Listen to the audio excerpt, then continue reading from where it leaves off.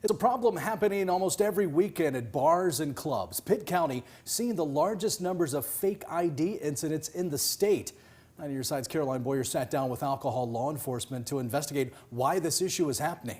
And Caroline, this is something that's been going on for years, so why is it different now? Ken, Angie, the problem is how often these special agents are seeing fake IDs on the streets of Greenville. Not only are they becoming more popular, they're also becoming harder to spot.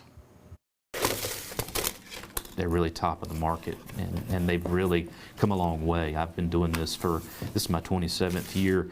These IDs are far higher quality than anything we've ever seen. Fake IDs, they're becoming a real problem. It's a heck of an industry, and the amount of money these people are paying for these fake IDs. They're more realistic. The manufacturers of these IDs have spent a lot of time duplicating the security features. They've spent a lot of time working to get it exactly right. And more common. We've always seen a lot of fakes here.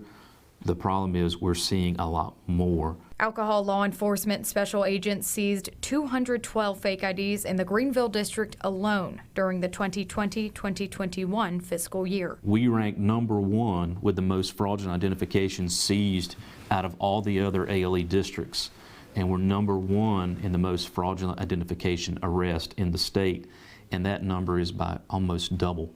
So our numbers far exceed a lot of the other districts' numbers. Eric Swain is the special agent in charge of the Greenville district. Swain says 71% of the fakes taken last year came out of our area.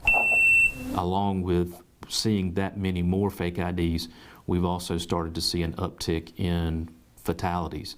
We've seen accidents involving underage drivers that have left some of these businesses uptown where alcohol was consumed on a fake ID, and these young folks were tragically killed in an accident.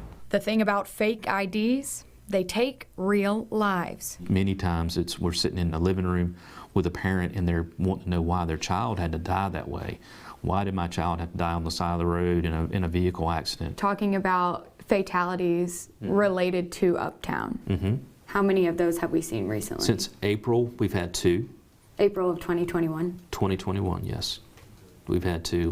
One is as recent as within a month ago.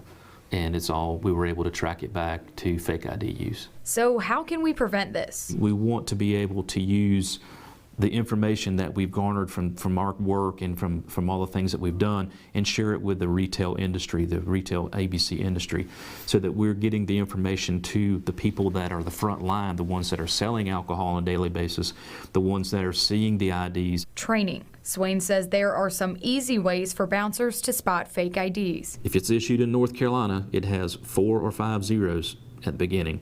So if you see an ID like this one that begins with a 3, then we know that we know it's fake. But some irregularities require a magnifying glass to see. Each North Carolina ID has a tiny security feature in 2 places. It is your first initial, your last initial, and your year of birth. You take the ID and you check it. I can see this says NC9, which this guy's first name begins with an N and a C, but then it's 9 and then you can't read the rest.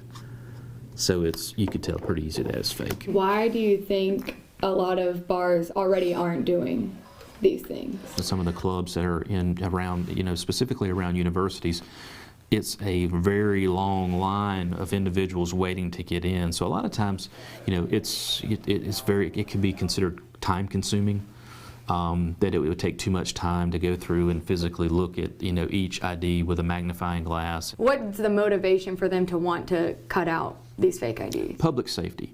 To me and to anybody that's running a business, the absolute worst thing that could happen is that a young person, an underage person, was inside their business consuming with a fake ID and they got killed in an accident. We don't need any more of these obituaries popping up where these individuals get in a car and get in an accident and get killed.